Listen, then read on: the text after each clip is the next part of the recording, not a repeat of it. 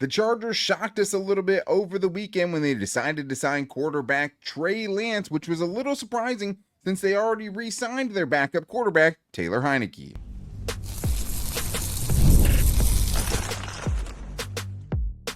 You are Locked On Chargers, your daily podcast on the Los Angeles Chargers. Part of the Locked On Podcast Network, your team every day.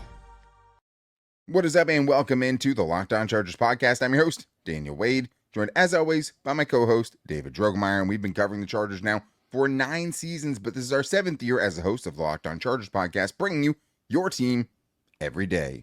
Thank you to all the everydayers out there, as always, for making us your first listen. To make sure that you never miss the show, go subscribe or follow for free on the Locked On Chargers YouTube channel, and listen wherever you get your podcast from. David, what do we got today? Well, Daniel, when the Chargers signed Trey Lance, I was like, why?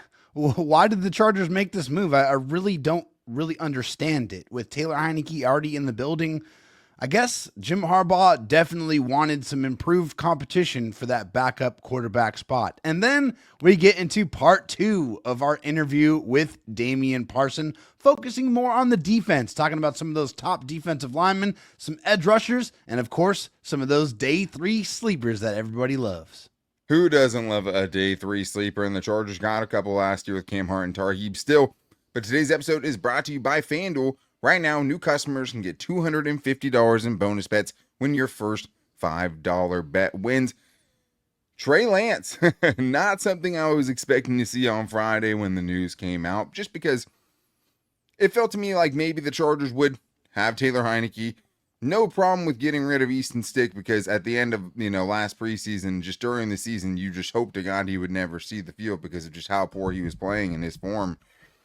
But I didn't necessarily think they were in the kind of tertiary third quarterback market, right? When talking about if they could still improve this team in free agency. So my first reaction to it was just surprise.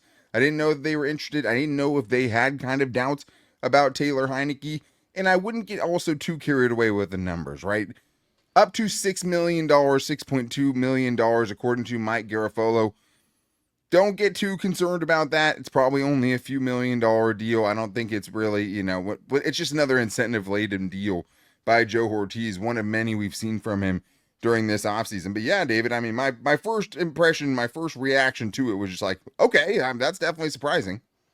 Yeah, for sure. I was like, why? Honestly, my first reaction was, I don't understand why they're making the move. Like, it was just a confusion, because I thought, hey, you already have a backup quarterback that has starting experience, that has, shown his ability to be able to win football games. Why do we need to add another quarterback? Why are you adding another quarterback in free agency as well, instead of, using one of those, maybe 4 6th-round picks to go grab your backup quarterback of the future? Just a little bit of a head scratcher for me. Yeah, I totally understand it. It's funny too, because Trey Lance had such a hilarious preseason game against the Chargers last year, where this coaching staff got a really good look at him, right? Because he played that entire third game. It was also the Tony Jefferson game, right? Which he just absolutely went nuts. But this is what he did in that game. 33 of 49, 323 yards and a touchdown, plus 11 carries for 90 yards and another touchdown. If I stopped there, you'd be like, whoa, what is this dude playing an entire third preseason game? But then you bring up the 5 interceptions and the 2 fumbles and him losing a fumble. But you also saw him, right, show the rushing ability. He threw for, over 300 yards. He had some impressive throws in that game. At the same time, you also saw the worst sides of him as well, where he had 6 turnovers and, totally kind of derailed things in that one. So, yeah, I don't think it's a big deal. I think most people are probably wondering why pay a premium for 2 backup quarterbacks, and we'll see kind of what those contracts end up being between the 2 of them and what they add up to. A much better, at the very worst case, third emergency quarterback option for the Chargers. This is a guy who has started games in the NFL, but it has been a mixed bag, right? I mean, in his career, 5 touchdowns, 4 interceptions. I mean, 56% completion percentage. Not much to write home about. He also had 2 picks, first-round picks, traded up to get him by the 49ers when they ended up going up to get him as the answer, and then ended up going with Mr. Irrelevant Brock Purdy because he was the better quarterback of the 2. But one of the things that I kind of thought of when I saw this is just maybe the Chargers, if it's not Justin Herbert out there, want to lean more into just a dual threat running quarterback type of offense. Lean into the design quarterback runs, lean into the read options, because at the same time, as much as this is a little bit of a puzzling move, trying to run the Justin Herbert offense without Justin Herbert is always going to be impossible. Now, we saw Taylor Heineke a tiny bit last year, and he was missing his tackles, didn't really have a huge, amount of time to actually see how he would fare as the backup over an extended period. But maybe this is more of what Greg Roman is looking for in his backup, because his backups and, just his quarterbacks overall, almost always a runner. Tyler Huntley was the backup to Lamar Jackson, both running quarterbacks. In Buffalo, he had Tyrod Taylor. And obviously, with the San Francisco 49ers, he had Colin Kaepernick, and they made that offense work. Now, I'm not going to go get carried away and say, hey, okay, I know that Greg Roman worked with Colin Kaepernick, two totally different situations. I'm not expecting him, out of all the people who have tried so far, to be the quarterback whisperer that turns Trey Lance into some hot trade commodity because he lights up the preseason.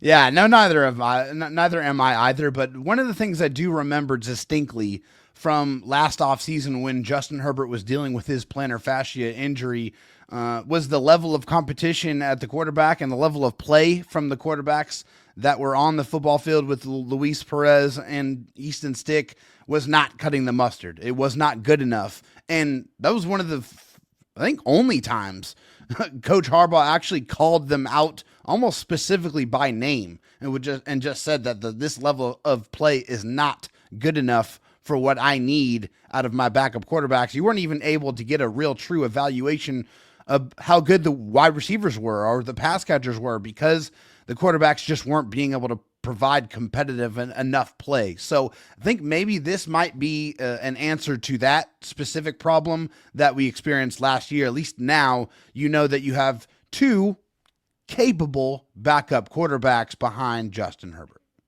Sure, and a legitimate competition for the backup spot for sure. I think that as far as last year in the offseason specifically, I think it was actually Easton Stick and Max Duggan that got called out originally when they brought in Luis Perez to, everyone, well, why are you doing that? You have a draft pick, you have Easton Stick. He said, well, we're not getting enough out of those guys. They add Luis Perez, and that obviously did not work out. And when you think back to that training camp last year, I remember it vividly. The defense dominated every practice. Yeah, the guys just weren't even getting the reps. The defense wasn't getting a good look at what NFL offenses are going to look like. And the offensive players trying to fight for their roster spots had really no chance because the offense just was not working with the guys they had. And then right before the season, you go and add Taylor Heineke and you feel like, okay, now you actually have someone who's won games in the NFL, has started basically an entire season, and guys that can actually give you a good look of the rest of these players that you have on your roster. So I think as far as Trey Lance goes, a reclamation project to a certain extent.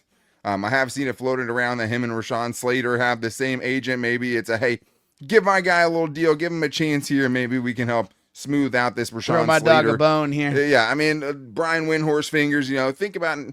Who knows? Do underhanded, deals like that happen in the NFL? Absolutely. Of Do course. we know that's happening here? Not at all. But there's a lot of different reasons it could happen, but I do think it just gives the Chargers another dynamic. If they don't want to run the traditional offense when Justin Herbert's not on the field, for a guy who's been hurt 3 seasons in a row, has had some sort of significant injury, maybe they go a different direction. And maybe they do lean more into the quarterback runs. And maybe they do lean into just we're going to maul you. We're going to be misdirection. We're going to open up easier throws for Trey Lance because of how much we're going to run it and have him run it specifically. And then maybe the threat of him rushing actually helps our running game get going too, and we can work off of that, right, and have it work in that way. So interesting for sure. Like I said, I think there's people super upset about it, and I think there's people like, oh my God, the Chargers got a steal. I probably find myself somewhere in the middle of that because I don't think it's a groundbreaking move. I think it could be a solid move, and I think it's going to be very, very unlikely that he reaches the incentives it would take to make that up to $6.2 million deal come into fruition. But it'll be interesting to see. It'll be really fun once they get into training camp, once they get into the preseason games, kind of seeing the actuality of, hey, what does it look like? Yeah. And also maybe an indictment of the rookie quarterback class. Maybe they don't feel like there's a guy at the end, and maybe they don't want to be stuck with another Easton Stick or a Max Duggan by taking a 6th round quarterback and then just having someone that's totally useless out in the practice field, never going to turn into anything, because that could be the case as well. But we still have more great stuff because we still have 2 more segments of our Damian Parson interview, getting into the defensive side, the best picks on the interior at 22, the best picks at edge at 22, day 3 sleepers, and so much more on today's Locked On Chargers podcast. First, I need to tell you guys about Chewy. You've probably heard of it. They do really have everything you need to keep your pet happy and healthy. Whether you're shopping for food, treats, or even pet healthcare, Chewy makes it fast, easy, and affordable. I've used Chewy for so long. One of the really products I saw on here, it's like, oh, that's great. I mean, I'm glad maybe I'll get a little discount, because Chewy I've always used for my dog's food, because she has a very specific diet. I have to get her a type of food that I can't really find anywhere. So to know that I can have it on an auto refill to just show up and it just never really becomes an issue, because I always have it when I need it, is great. But I always sneak in a toy as well, right? I mean, especially with the baby, you don't want the dog getting too jealous of the baby. So every Chewy shipment comes with a little toy for the dog as well. But Chewy is so fast. They're on time. Great interaction with their customer service team. It really is top notch. And they have everything you need to keep your pet happy and healthy. Right now, you can save $20 off your first order and get free shipping by going to chewy.com or clicking the link in the description. Save $20 off your first order with free shipping by clicking the link in the description. Minimum purchase required. New customers only. Terms and conditions apply. See site for details. Switching things kind of over to the defensive side, since we talked quite a bit about offense.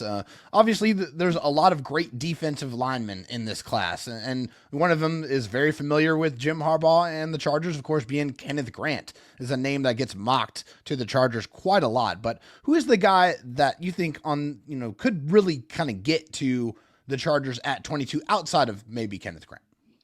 Outside of Kenneth Grant, I think you can look at Derrick Harmon from Oregon, 6'4", 313. Long arms, 34 3/8. His 83 3/4 wingspan. He ran like sub 5 in the 40, so he's got a good get off. He's physical. At Oregon, he did a little bit of everything. He one gapped, he two gapped, he stopped the run, but also flashed the ability to collapse the pocket. So I think he could be there at 22. One of my favorite guys in this class. He's a little like he plays around that 295, 300 pound range, but Walter Nolen from Ole Miss, one of the most disruptive guys in this class, and Ole Miss didn't really do him a lot of justice because they're playing him out of position, playing him at 0 and 1 while they have JJ Pegues, who's 330 and he's playing defensive end. It was a very weird alignment that they were running over there, but it's a slanting defense, and they just told him to blow up the center every single chance he had to. Like he anchored well against double teams, but when you left him one-on-one and seen him at the Senior Bowl, this guy has the upside to be one of the more dangerous 3 techs. And he said at the Senior Bowl, I'm not a 0 or 1. I'm a 3 tech to 4-eye, and you allow him to play just that sole gap responsibility where he can just fully develop his full skill set. I think this is a guy that could absolutely be a full impact, because at the end of the day, we watched what Philadelphia did to the guy in your division, Pat Mahomes. They got to him with 4. They didn't have the pressure. They got to him with 4. What was a big component of that is having a guy like Jalen Carter that demand the double teams. I'm not saying that Walter Nolen is Jalen Carter, but there's shades of what Jalen Carter does that's in Walter Nolen's game. You just has to really get get with the defensive coordinator that's going to let him be able to bring it forward.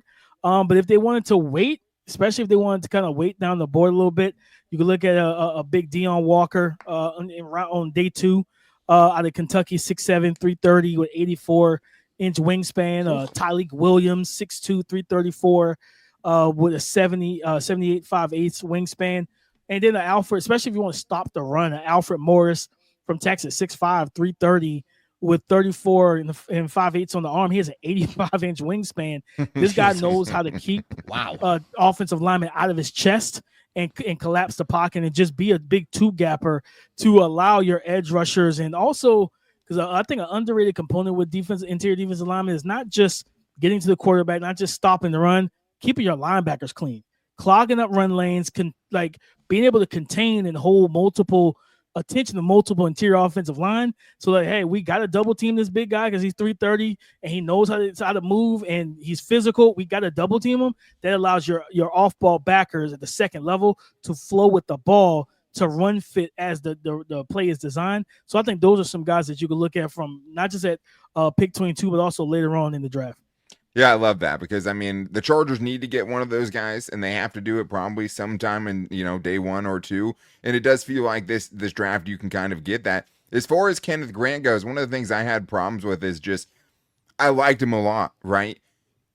But I have to kind of know if I'm taking him in the first round that there is kind of some pass rush upside there, that I'm not just getting a 2-down lineman, even though the Chargers could use that because it is such an underrated part of being a defensive tackle and like the part that doesn't show up in the stat sheet, right? And it usually shows up in the linebacker stat sheet because you kept them clean and allowed them to have those, holes to be able to go make those tackles and fill and do what you need to do in the run fits. Do you think Kenneth Grant has that upside as a pass rusher? Because it's like at 22, I don't know if I want that, even though the fit's there. He played in Jesse Minter's defense, and he even played behind some really good players like Chris Jenkins and other guys that he was behind last year. Does he have that? Because if not, maybe it is better for the Chargers to kind of wait in day 2 and get a guy like from Texas that can be that, second down guy that can just take up those blockers and be a force and an immovable object in the middle of the defense. Yeah, it's pass rush upside is there.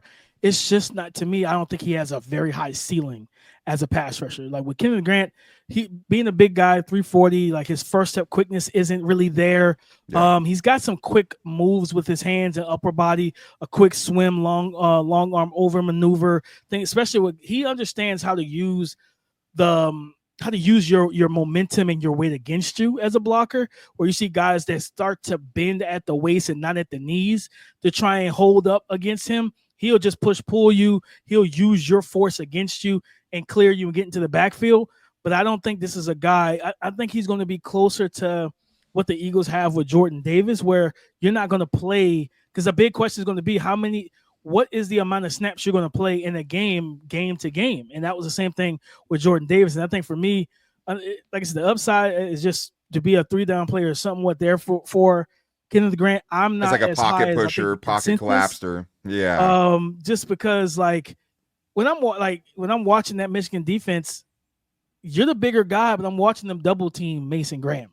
I'm watching them throw the assets to stop that guy and leave you one-on-one. And when you're the bigger guy, the supposedly stronger guy with the longer arms and the NFL frame, that's a concern to me that the opposing offenses and offensive line coaches said, we're good one-on-one here. We're not good one-on-one here. That makes a lot of sense. And I appreciate you kind of clearing that up and providing that perspective there on Kenneth Grant. Every draft is different, and sometimes your needs aren't going to match up with the strengths of the class. So when you're looking at this group in 2025, is there a position you look at and would say, man, this is a really bad year to need someone at blank position? I would say probably wide receiver from a standpoint of if you need that bona fide one. You know what I mean? Like compared like last year where we had Malik, Rome, like you like we had 3 in the top 10, BTJ goes late. Yeah, like like Xavier Legette, Lad McConkey, Keon Coleman. There was a run, like there were like 2 runs inside the top 45 picks on wide receiver last year. We're not going to see that this year. I think Tet is my one. It's going to be a conversation if what they said at the Colorado Pro Day is correct, that Travis prefers wide receiver over corner.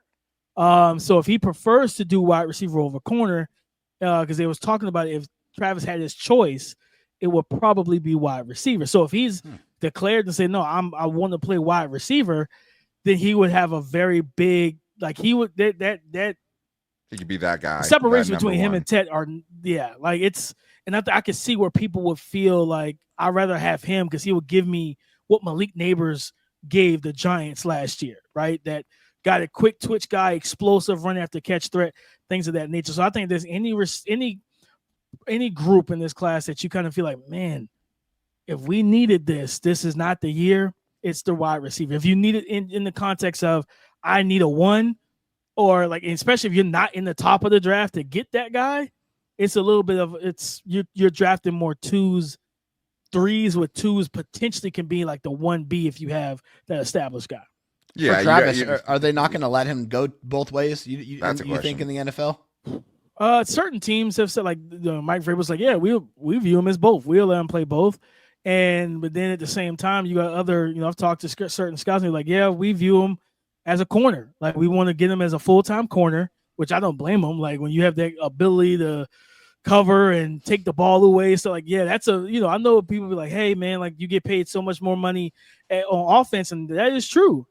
But if you don't have that corner that can do the things that Travis can do, like you can't teach the stuff he can do. And it's like, yeah, I don't blame teams for wanting him as a pure corner. And then, hey, we got 15 to 20 plays per game. That's your max that we will get you on the field and let him be like, you go 11 personnel, we can put you out there. But in our base, you're not on the field in 12, you're in the field in 11. So it's kind of split. But I know a lot of teams do really like him as a receiver because of what he brings to the table, and they know you got to score points, but at the same time, defense wins championships. We still have more great stuff with Damian Parson, including the best day 3 sleepers in the 2025 draft class and more in today's Locked On Chargers podcast. First, though, I need to tell you guys that the NBA playoffs are almost here, and FanDuel is giving new customers an incredible way to get in on the action, because right now, when you join FanDuel and place your first $5 bet, you'll get $250 in bonus bets if that bet wins. I love how FanDuel makes it super easy, whether it's picking my favorite team or diving into player props, which obviously I love, from 3-pointers to steals to assists. FanDuel has so many ways to bet on your favorite player props, and also the 15-point parlay builder, where you can just go through the league on whoever's playing that night and pick who you think is going to have at least 15 points. You build that up, even on guys you know can do it. You can still get pretty good odds, and it's the Masters this weekend, a tradition unlike any other. The Masters week, you can go with Scotty Scheffler at plus 400, or if you want to go more of a long shot, because we know Scotty has won it a couple of times already, you can go with Ludwig Oberg at plus 1800 after his second place finish in his first time at the Masters last season. So don't miss out. Head to FanDuel.com and claim your $250 in bonus bets today. Absolutely. I mean, and it seems like he does both at such a high level, but it could kind of impact, how we think about this wide receiver class as far as who's the number one wide receiver, if he is going to just be that wide receiver. But yeah, I mean, I think Ladd McConkey was like the 9th wide receiver last year, and he put up a 1,100-yard season as a rookie. So I don't know if we're getting that out of this class. And then luckily, I mean, the Chargers now have a bona fide wide receiver one, because that's what Ladd McConkey is, even if he's not in the same packaging as you usually see it. But he is that dude, and he was that guy as a rookie, and especially in that playoff game. But the Chargers, in this class, I mean, they could go so many different positions. It feels like there's probably 6 positions they could address in the first couple of days that they kind of have to address. But if you're looking at, okay, you can't get an edge rusher and an interior defensive lineman and a wide receiver in round 1. But if they decide to go edge rusher, there's a couple of guys. Mike Green, all of a sudden, people are saying, hey, maybe he falls into the 20s. And there's also a guy like Donovan Ezaraku, who we liked a lot. We just watched him out of Boston College. And I think the nice thing about those guys, they bring a different skill set. The Chargers have Khalil Mack on a short-term 1-year deal, and they have Tuli Tuipulotu. Neither one of those are speed guys. Neither of those guys are going to threaten the edge and, be able to bend around the corner. Do you see those guys as a potential long-term option, and do you see them maybe as a better fit for what the Chargers need, where it's like they have the toughness, they have the ruggedness, but they don't have that guy that can just beat you with pure speed? Do you think those guys bring that to the table? Yeah, I think especially Mike Green, first step explosiveness is there for him. He can bend and dip around the edge, convert speed to power as well. I think this is a guy that, this won't be the off-field stuff, but I have a hard time seeing him fall past, I think they have the 16th pick, or 15th pick, the Falcons. I have a hard time seeing him fall past the Falcons, simply because that's a team that has been desperately in need of an edge rusher since like John Abraham. Like, it's been a very long time for them. So I think that that's a landing spot for him. But Donovan Ezaraku is one of my favorite guys in this class. I like him just natural. He's just natural at getting to the quarterback. I love watching edge rushers who have a plan and know how to execute the plan. And then you look at his measurements. So quick. And he's like 6'2". He's got 82 and 3/4 wingspan with 34-inch arms as an edge rusher, right? So it's like, yeah, he knows how to use that long arm very well. And when you can strike the center plate chest plate of a tackle, you can control their movement, you control their core, and then you open yourself up to be able to drive them back with that long arm, chop the outside hand, and now you got a clear path to the quarterback. I think both of those guys, especially if they wanted to go edge round one, that's all. Interior defensive line and edge are two of the most deepest positions in this class as well. There's some guys that could definitely be fits, but Donovan Ezoroku is one of my legit favorites. Yeah, well, let's talk about the day 3 guys, because that's one of the things that the Chargers last year, we'll get you out on this. Chargers made the playoffs last year easily because they hit in the draft, right? That's what they did. Joe Ortiz came in, he hit in the draft, he hit on Joe Alt, and he hit on Loud McConkey. And that was just the foundation, the best players of your offense, 2 of the top 4. Mm-hmm. But what really kind of solidified their defense turning it around was being able to find a Cam Hart in round 5, being able to find a Tarheeb Still, who had 4 picks last year in round 5. Who are some, I mean, if they want to take that next step, like if they want to keep the status quo, they can have an okay draft and they'll be in the mix next year. If they want to take another step, they have to be able to find another couple of those diamonds in the rough. And they have 10 draft picks, including 4 in the 6th round. So when you're talking about maybe day 3 prospects that aren't kind of getting the buzz and they're just kind of like, oh, I see this guy, he's a day 3 guy that maybe shouldn't be a day 3 guy. Who are the top guys for you that when you're looking at later on in the draft? Man, potential day 3 guys in this draft class. I mean, sticking with the edge group, I look at Josiah Stewart from Michigan, 6'1", 250, 79-inch wingspan, a guy that wins majority of his leverage battles because he is a shorter, kind of sawed-off edge rusher that can convert speed to power very well, but also bend around the edge. I think because of his measurements, I think he's going to come off the board on day 3 because he doesn't have the ideal. You could be 6'2", but 6'1" is cutting a little close. So I think he might end up falling down the board. Same thing with Antoine Powell-Ryland out of Virginia Tech. He's 6'2", 258, almost 260. I think his arms came in shorter than people wished and kind of wanted them to be. So I think that is a spot for him where he could fall onto day 3 potentially. When I look at especially the offensive line, man, it's a lot of guys. I think Jalen Rivers from Miami, 6'5", 319. I think you can get him in the 4th round. I believe he played left tackle for them for the Hurricanes, but he projects better as a guard. It's kind of that big, boxy, physical build, guy that has solid movement skills, but also can move guys forward, and create that forward push at the line of scrimmage. A guy that, shout out to my guy Brandon Thorne over me at Bleacher Report. He put me onto this guy. I never paid him attention, but when I watched Omari Hampton, Willie Lampkin, the center at North Carolina, he's not going to meet the requirement height. He's 5'10", like 280, 290, somewhere in there. But he doesn't really lose reps. And this guy's just good. And at some point, you're like, man, you know what? Somebody's got to be an outlier. And I'm probably going to bank on this guy potentially being an outlier if he gets the chance to do so. I really like his tape, man. He does so many things well. He's just not going to match up the way, some people want him to from a physical standpoint. Corner, I think he's he's a guy that I felt like should have came out last year when he was over with Washington, when they made their championship run. Jabbar Muhammad, he now at Oregon, he's kind of built like that nickel corner, but his instincts, the ball skills, he's such a smart headsy player, man, and he's willing to tackle. He'll come in and throw his body around if need be. But his ability to play off coverage, trigger down, play through the pocket, he's so sound from a technical standpoint, man. I think those are some of my favorite day 3 guys. Of course, I talked about Dante Thornton Jr., the Tennessee wide receiver. I think this guy has immense potential. Given the opportunity, it might take a year or 2 to really get him up to speed and develop him. But man, if you can develop him, you're going to have yourself one explosive, big body X wide receiver. And then I'll go just to close it out with running back. One of a guy that everybody talks about, Cam Scatterboo, but for me, it's Jordan James out of Oregon. I think he could fall to day 3, and he reminds me a lot of Devonta Freeman when he was with the Atlanta Falcons.